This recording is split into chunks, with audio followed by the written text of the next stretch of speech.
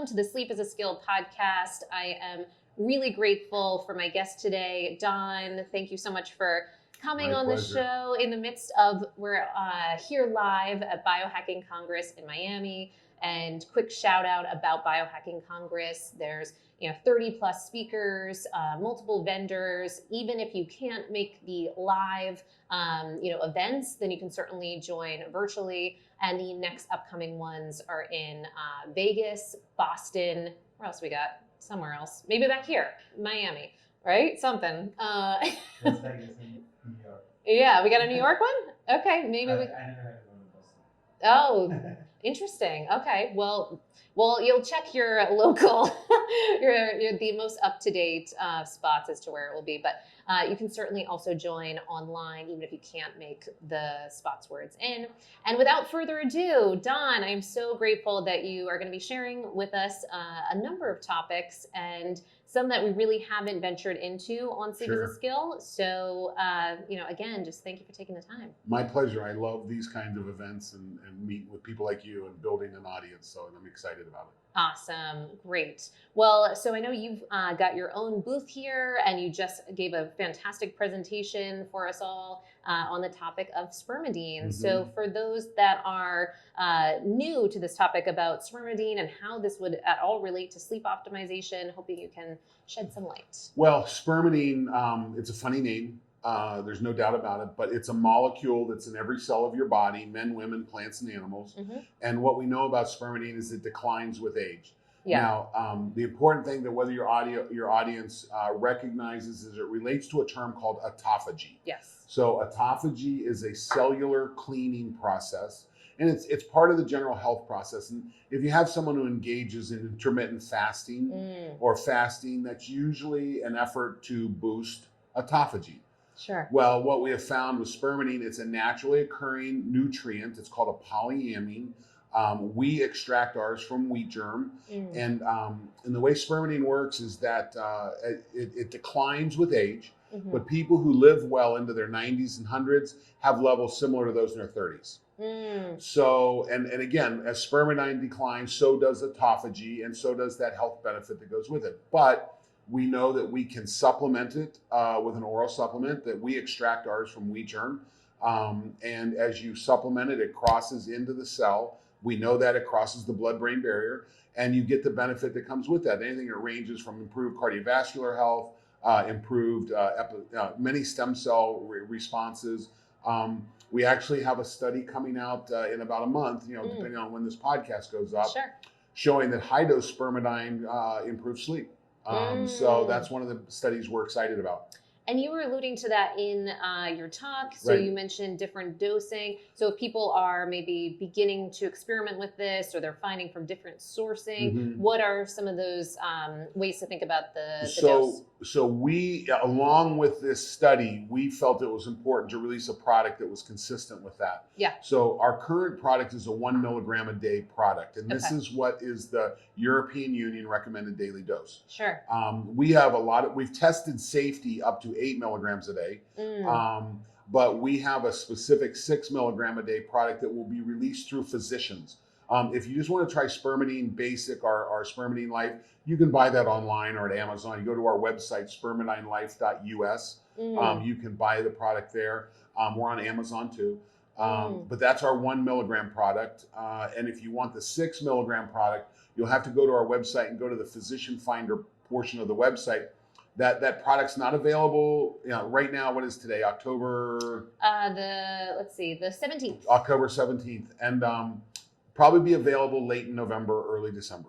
Okay. So exciting. That's when we'll see that happening. Wow. Okay. And so specifically for sleep, is there any lineup as far as when they should be taking your strategy for sleep optimization? A polyamine is a molecule that works down inside the cell. So we're not hitting a receptor, or it's not an energy molecule, or it's not a nervous system trigger molecule. It's in the cell.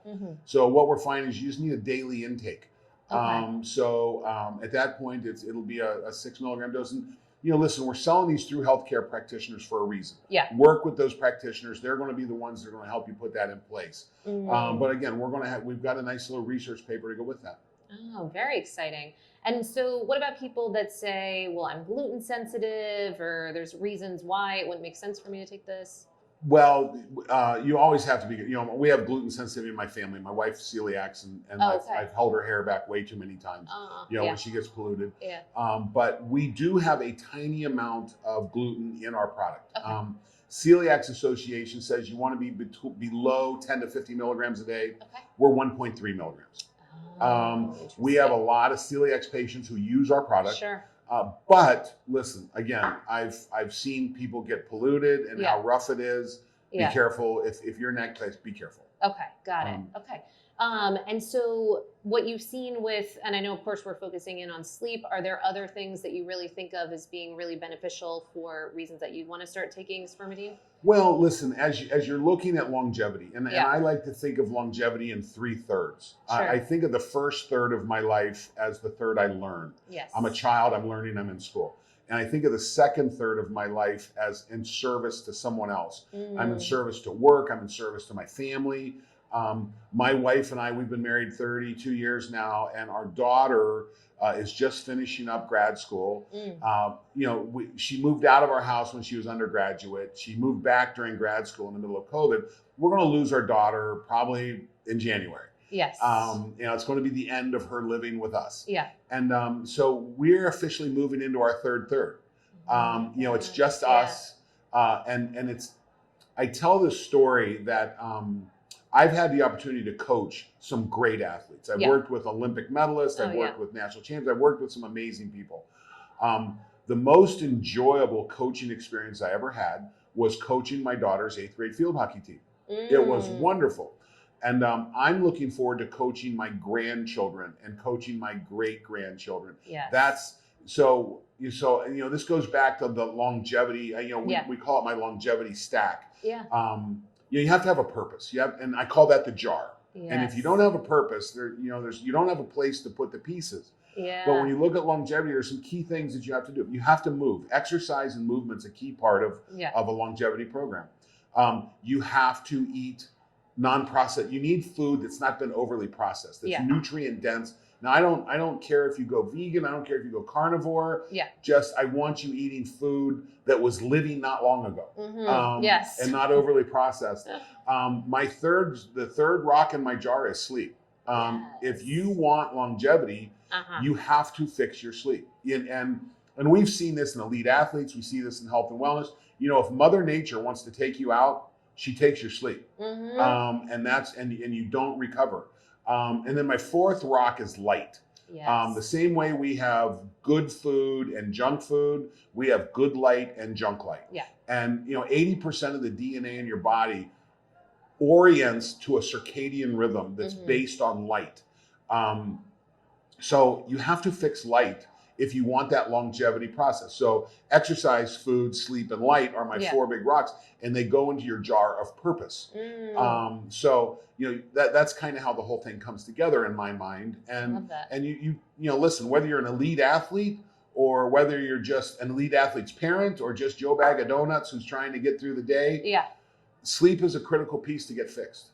Oh, absolutely. And I love that you point to that purpose as kind of the beacon to look to, because so many people that were coming our way often might be struggling with an absence of that, or something has shifted, or they're now retired and now they're missing of what's next, or big topics like that. Right. And we might skip over that and go to the biohacks, and that's you can't bull past that.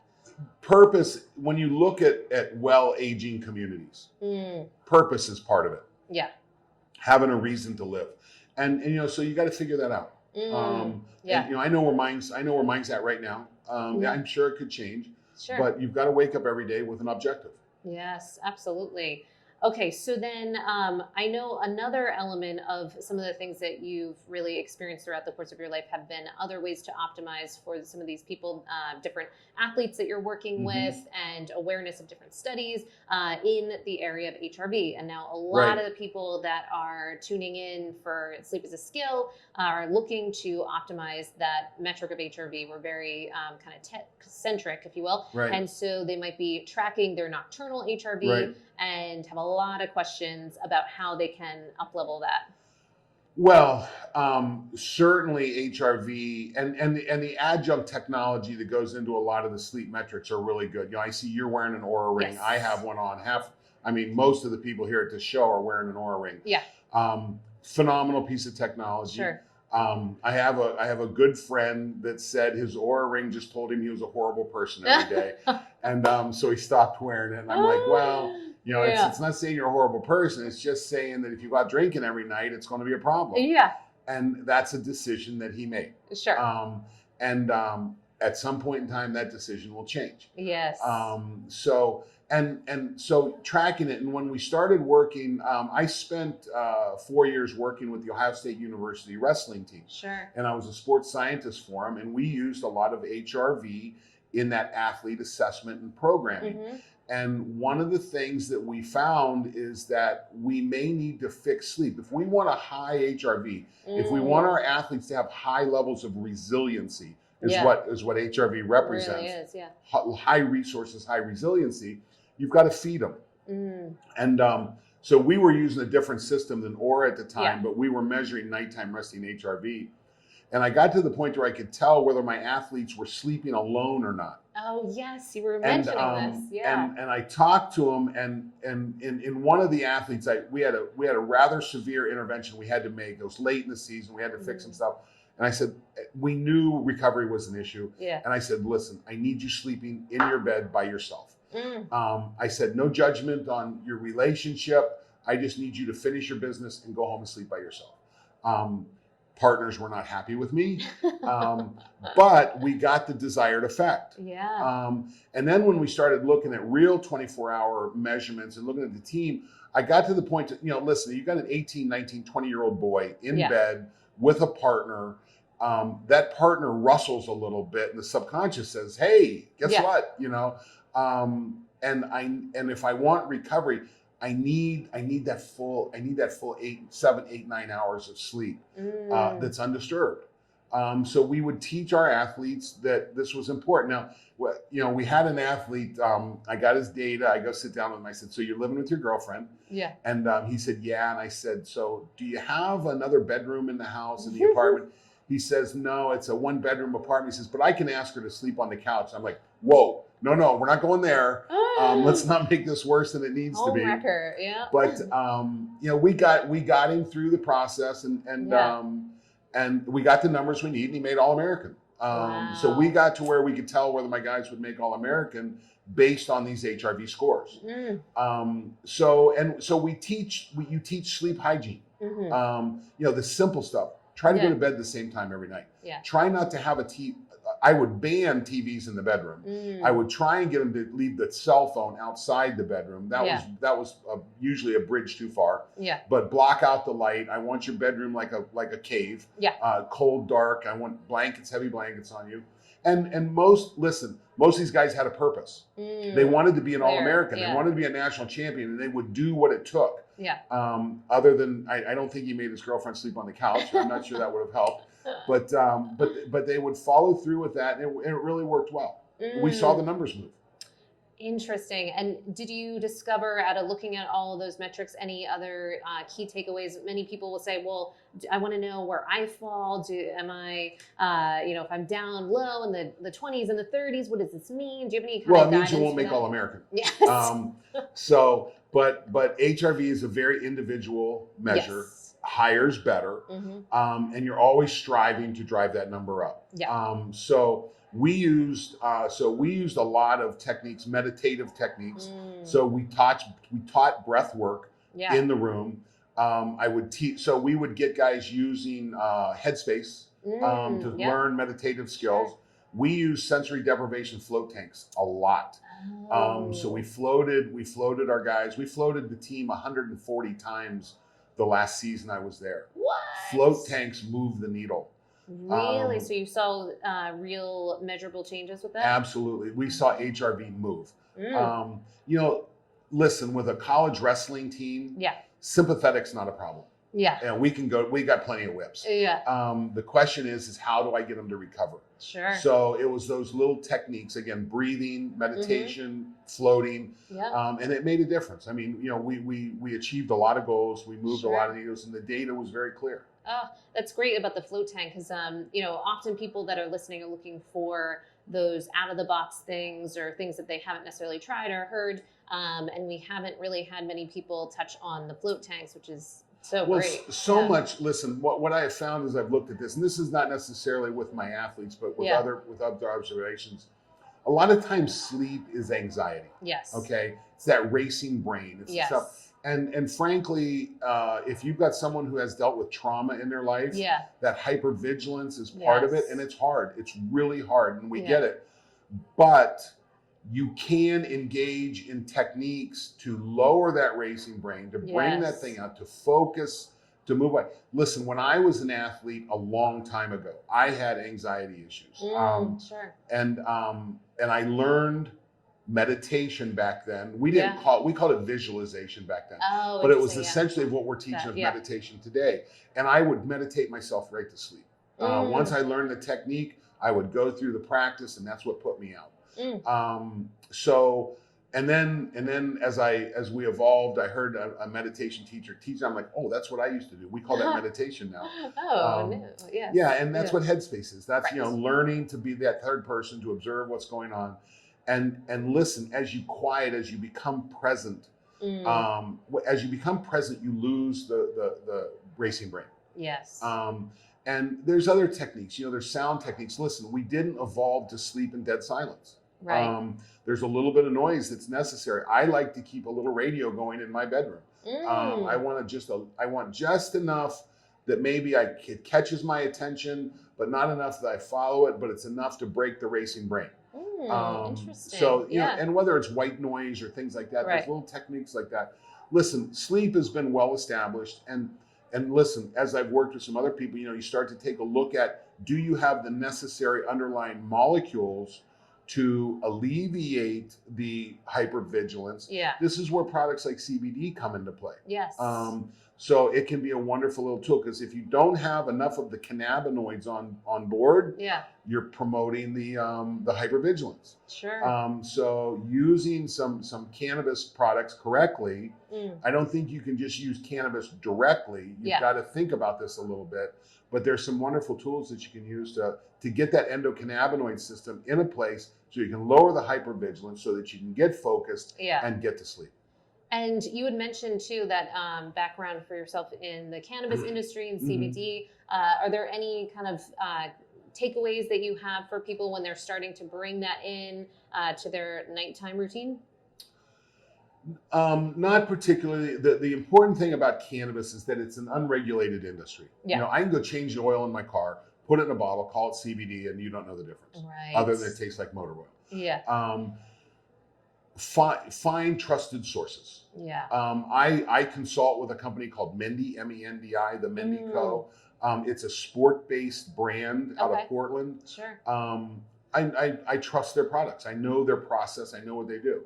But not every, you may have a place where you can go.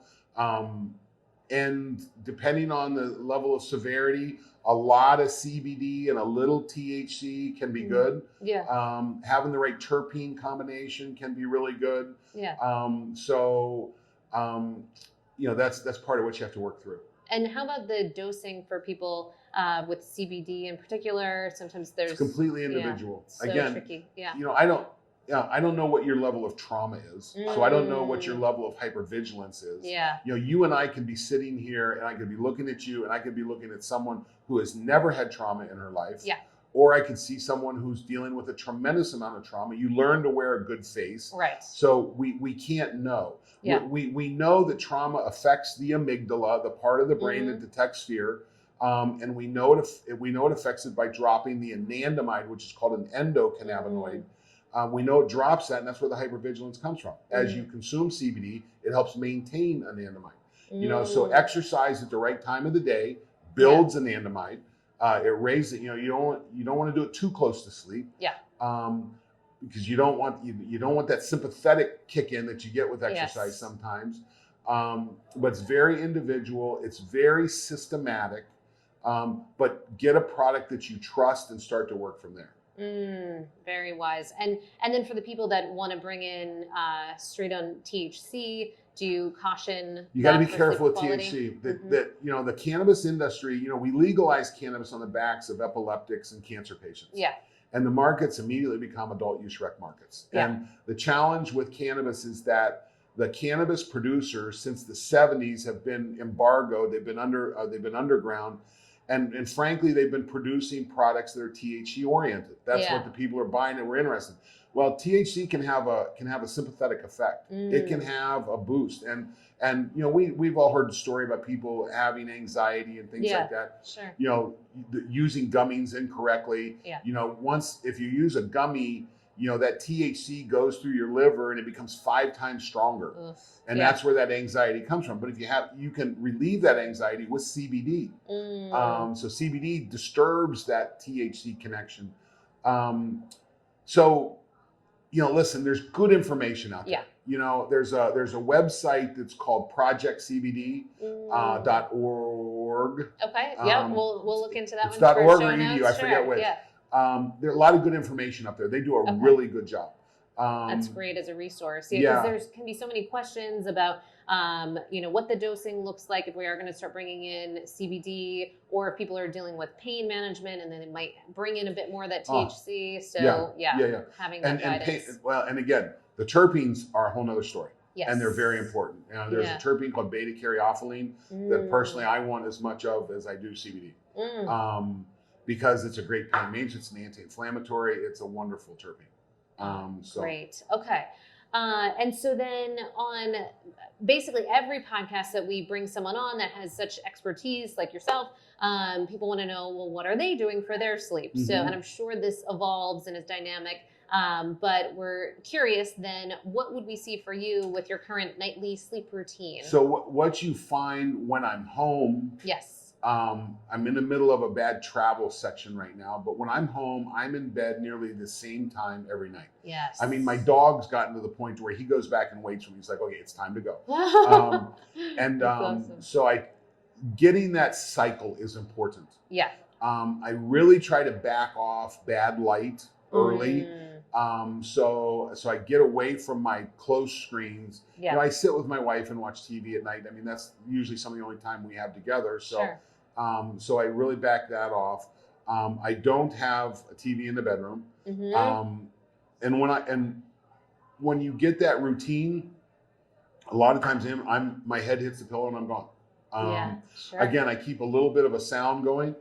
Yes. That's part of it. So that was interesting. You said even like a radio or background. I have podcasts that play on my phone. Yep. And but it's not podcasts that I'm like engaged in. Yes. Sure. Yeah. It's usually something that's just kind of fluffy, and I'll listen to it and it'll put me out. There's even the podcasts that are specifically supposed to kind of be draining in the background, or like drawing on different ththings to, reading manuals or what have you to be in the background. Politics are what I put on. Okay. If I have a little bit of politics, it gets a little bit of my attention and I'm out. Okay. Got it. Okay. That's interesting. If it's science, I lock in. If it's politics, I'll fall asleep. You're out. Okay. So. I like that. And then what might we see on your nightstand, or when you're traveling, kind of maybe apps or supplements or anything? So my phone face down. Okay. With the light, I do everything I can. Yes. One of the hotel I'm staying in right now, the thermostat has a bright light when it's on. Yes. I can't turn the thermostat off, and it's kind of bummed me. So I hung a towel over it last night. I did the same thing. Yeah. Now, if you're hanging a towel, I'm not sure what it's doing for my temperature control, but I want my bedroom like a cave. Yes. I want it dark. Same. Now, my wife is a much cooler sleeper than I am. And we recently got one of those Sleep Number beds. Okay, And she is on cold and I am on warm. It's a classic difference. Yeah. So she's on the cold side of the bed with a cooler going on. Yeah. I'm on the warm side of the bed with the warmer and 3 blankets on me. Oh my God, interesting. Wow. Do you notice a difference when you have that difference in temperature on any of your Oura Ring readouts? I haven't noticed. Yeah, interesting. Yeah. Yeah, because often we'll see people when they add in like the Sleep Number, the Chili Pad, the 8 mattress, or any of those improvements in their HRV in that cooler temperature. So interesting for you. I can't do cool. Can't do. No, I can't do cool. Now, my wife does fine. Yeah. I need to snuggle up in bed. Yeah. Okay. I want a bearskin rug. Yeah. And I want to be cool, be warm. Yeah. Yeah. No, I get that. Yeah. Okay. So then the last question is really looking at what has made the biggest change to your sleep game or biggest kind of aha moment around your sleep? Oh, without a doubt, routine. Yes. Without a doubt. Yes. Getting that routine right. And listen, I used to talk to my athletes about this. You know, we are out of town. We're not sleeping in our beds. Yes. You know, our routines are blasted. Yeah. You know, we were together last night at a group dinner. Yeah. It was wonderful. Yeah. Oh, totally. I would have never eaten like that late. Same. Yeah. Never. Yeah. Got the worst sleep score I've had in months last night. Yeah. Now, I had a lot of good nights in the bank. Yes. And I tell my athletes, I said, listen, if you've got 7 good nights, 1 bad one won't hurt you if we're on the road. Yeah. But if you've got 7 bad ones, 1 won't fix it. Yes.